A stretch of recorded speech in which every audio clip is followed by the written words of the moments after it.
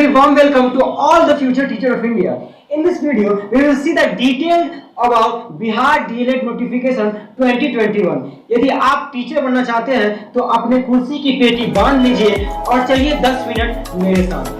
मतलब इस वीडियो में हम बिहार सरकार से यदि आप बिहार के डीएलएड कॉलेजों और डाइट कॉलेजों से डीएलएड की डिग्री लेना चाहते हैं, जिस डीएलएड की डिग्री का प्राइवेट कॉलेजों में 2 लाख रुपए फीस है 2 साल का, उसी डीएलएड कॉलेज का उसी डिग्री का बिहार के गवर्नमेंट कॉलेज में यदि आप जनरल कैटेगरी से हैं तो 2 साल में 35,000 लगता है। यदि आप ओबीसी कैटेगरी से हैं तो 2 साल में 20,000 रुपए लगता है। यदि आप एससी एसटी या डिजेबल कैटेगरी से हैं तो 2 साल में 14,000 रुपए में आप इस 2 लाख रुपए की डिग्री को हासिल कर सकते हैं। और बिना इस डिग्री को हासिल किए आप बिहार में डीएलएड के थ्रू 1 से 5 तक का टीचर नहीं बन सकते हैं।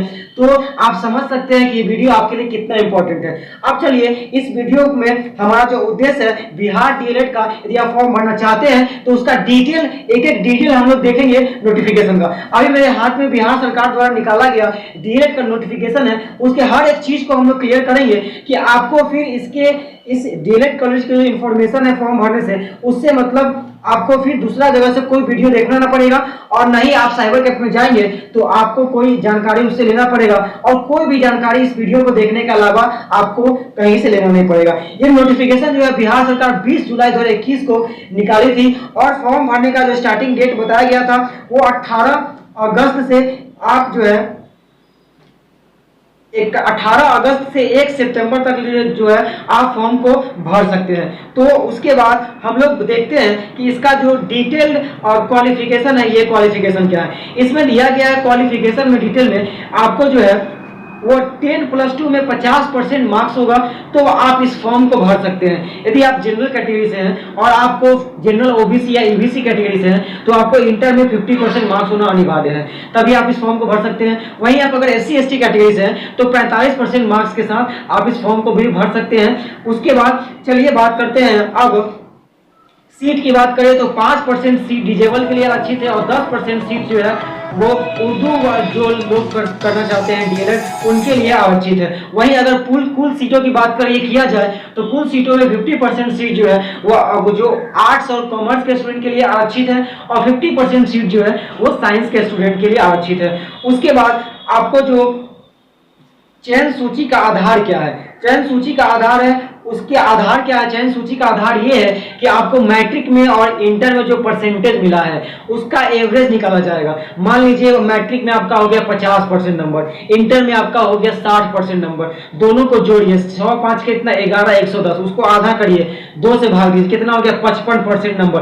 तो आपका जो ओवरऑल रैंक निकाला जाएगा वो 55% रैंक के नंबर के आधार पर निकाला जाएगा। उसके बाद एक रैंक लिस्ट निकाली जाएगी बृहद पैमाने पर पूरे बिहार लेवल पे। उस रैंक के हिसाब से अपने जिस कॉलेज में आप काउंसलिंग करवाएंगे उस कॉलेज में आप जो है आप वहां जाके अगर आपका नाम आ जाता है कट ऑफ लिस्ट में तो वहां पे आपको जाके एडमिशन करवा सकते हैं। उसके बाद इसमें बहुत सारा ये चीज है कि मान लीजिए आपका एवरेज जो है वो बराबर हो गया, किसी 2 स्टूडेंट का एवरेज बराबर हो गया तब किसको ज्यादा प्रायोरिटी दिया जाएगा, तब उस स्टूडेंट को प्रायोरिटी दिया जाएगा जिस स्टूडेंट के पास ज्यादा क्वालिफिकेशन है। मतलब कोई ग्रेजुएशन लेवल का होगा तो उसको ज्यादा क्वालिफिकेशन दिया जाएगा। अब मान लीजिए फिर भी परसेंटेज बराबर हो गया तब क्या किया जाएगा, तब जो विद्यार्थी पहले जन्मा है मतलब जो आपसे बड़ा है उसको जो है बिहार सरकार जो है वो आपसे ज्यादा ऊपर एक रैंक ऊपर बैठाएगी, आपको नीचे बैठाएगी।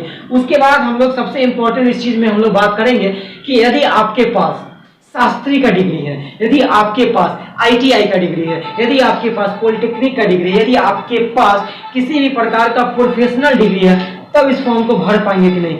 मेरे बहुत सारे मित्र जो है बहुत सारे स्टूडेंट ये कमेंट कर रहे थे कि सर मेरे पास बीएड का डिग्री है, मेरे पास आईटीआई का डिग्री है, मेरे पास पॉलिटेक्निक का डिग्री है, मैं इस फॉर्म को भर सकता हूं कि नहीं भर सकता हूं। तो मैं आपको बता देना चाहता हूं यदि आपने किसी भी प्रकार का उसको क्या बोलते हैं किसी भी प्रकार का आईटीआई का डिग्री, पॉलिटेक्निक का डिग्री या बीएड का डिग्री, बीटेक का डिग्री कर रखा है, प्रोफेशनल डिग्री कर रखा है तो आप इस फॉर्म को भरने के लिए एलिजिबल नहीं है। मैं एक बार और क्लियर कर देता हूं, यदि आपने किसी भी प्रकार का प्रोफेशनल डिग्री ले रखा है, टेक्निकल डिग्री में प्रोफेशनल डिग्री ले रखा है, तो आप फॉर्म भरने के लिए एलिजिबल नहीं है। इसमें ITI, polytechnic, BTech, hotel management, उसके बाद बीएड का डिग्री हो गया, ये सब दिया गया है। आप लोग बिल्कुल भी कंफ्यूज ना हो। उसके बाद ये 2021 से लेकर 23 के सेशन के लिए नामांकन मांगा जा रहा है, और जो है सब न्यूनतम उम्र की बात की जाए तो 17 साल होगी, और जो गणना की जाएगी वो आपको 1 जनवरी 2021 को मतलब लाइन रखा गया है। 1 जनवरी 2021 को आप 17 साल के हो चुके होंगे तभी इस फॉर्म को भर पाएंगे। उसके बाद आपको फॉर्म पेमेंट जो है वो ऑनलाइन करना है एसबीआई के थ्रू, मतलब किसी के भी थ्रू कर सकते हैं, एसबीआई के अकाउंट में ये पैसा जाएगा, मतलब ये कहने का मतलब है। उसके बाद इसका जो है एक बहुत बड़े पैमाने पर रैंक लिस्ट तैयार किया जाएगा, और उसके बाद आपको रैंक लिस्ट निकालने के बाद आपको एक रैंक दिया जाएगा, कैटेगरी रैंक और एक जनरल रैंक। कैटेगरी रैंक और जनरल रैंक के आधार पे आप काउंसलिंग करेंगे। उसका जो जिस इंस्टीट्यूट में आपने अप्लाई किया है उस इंस्टीट्यूट में आपका नाम निकाला जाएगा कि हाँ इन बच्चों का फर्स्ट कट ऑफ लिस्ट में इनका एडमिशन होगा। तो आप एडमिशन कराने के इच्छुक होंगे तब जाएंगे एडमिशन कराएंगे, नहीं होने के इच्छुक होंगे तो नहीं करवाएंगे। उसके बाद अब हम लोग बात करते हैं डिटेल के बारे में कि इसको भर सकते हैं कि नहीं भर सकते हैं, और मतलब इंपॉर्टेंट डेट्स के बारे में हम लोग बात करते हैं। तो इंपॉर्टेंट डेट है, आवेदन प्राप्त करने की प्रारंभिक तिथि है वो आपको 18 अगस्त दिया है, और आवेदन प्राप्त करने की अंतिम तिथि है, मतलब आवेदन भरने की अंतिम तिथि जो है वो 1 सितंबर दिया गया है। मेगा सूची का निर्माण 9 सितंबर को होगा, जो बिल्कुल भी आप इस पर भरोसा नहीं करिए, 2 चीज पर भरोसा करिए, डेट आगे एक्सटेंड भी किया जा सकता है, बिहार सरकार का कोई गारंटी नहीं है। मतलब मेगा सूची का निर्माण इसमें 9 सितंबर लिखा है, मैं बता दे रहा हूं, लेकिन आप लोग ये बिल्कुल भी मत सोचिए कि 9 सितंबर को रैंक लिस्ट आ ही जाएगा, ऐसा बिहार में नहीं होता है, ये दूसरे स्टेट्स में होता है या फिर सेंट्रल गवर्नमेंट में होता है। मेगा सूची समर्पित आवेदन का प्रकाशन जो है 13 सितंबर को प्रकाशित कर दिया जाएगा। मेगा सूची पर अभ्यर्थी द्वारा आपत्ति प्राप्त करना 20 सितंबर को। आप आपत्ति मतलब आपको अगर लग रहा है कि मेरे से कम नंबर वाले का किसी का ज्यादा आ गया तो आप कंप्लेन कर सकते हैं। उसके बाद जो है वो 27 सितंबर को आपका जो है वो आप 27 सितंबर इसमें दिया गया, लेकिन आप बिल्कुल विश्वास नहीं करिए। समय समय पर आप हमारे चैनल को चेक करते रहिए, और बिहार डीएलएड से रिलेटेड हर प्रकार की इन्फॉर्मेशन आपको मेरे चैनल पे मिल जाएगी। तो उसके लिए आपको करना कुछ नहीं है, चैनल को सब्सक्राइब कर लेना है आगे हर प्रकार की इन्फॉर्मेशन लेते रहने के लिए। उसके बाद है नामांकन। उसके बाद आपको जो है वो उसके बाद आपको एक मेल दिया जाएगा, मैसेज दिया जाएगा कि आप आके नामांकन कराइए। नामांकन स्टार्ट जो होगा वो 18 अक्टूबर से स्टार्ट होगा, नामांकन बंद होगा 19 अक्टूबर, जो बिल्कुल आप भरोसा नहीं करिए इस पर। कक्षा का संचालन 19 अक्टूबर से हो रहा है, आप इस पर बिल्कुल भरोसा नहीं करिए। कक्षा संचालन फेस टू फेस या ऑनलाइन जो है 21 अक्टूबर से और आपको जो है वो कक्षा का संचालन हो जाएगा।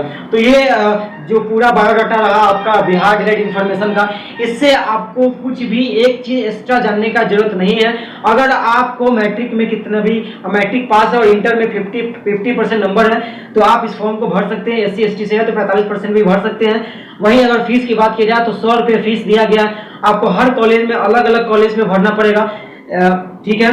और उसके बाद इसके अलावा कोई नोटिफिकेशन नहीं निकाला जाएगा। और उसके बाद मैं एक और बात कहना चाहता हूं कि ये सब जो कॉलेज है, जो बिहार सरकार जो भी प्रकार का नोटिफिकेशन निकालती है, जो भी प्रकार का एडमिशन करवाती है या फिर नौकरी करवाती है, उसमें बहुत लटकाती है, बहुत ज्यादा उनका डेट चेंज होते रहता है। तो उसको लिए आप सावधानी से बचने के लिए अपने चैनल को सब्सक्राइब करिए, नोटिफिकेशन बेल को दबा लीजिए, ताकि जब भी बीएड के डीएलएड से रिलेटेड हर प्रकार का इन्फॉर्मेशन है आप तक सबसे पहले पहुंचे। और मिलते हैं किसी नए वीडियो में किसी नए टॉपिक के साथ, तब तक के लिए मिलते रहिए और पढ़ते रहिए। जय हिंद, जय भारत।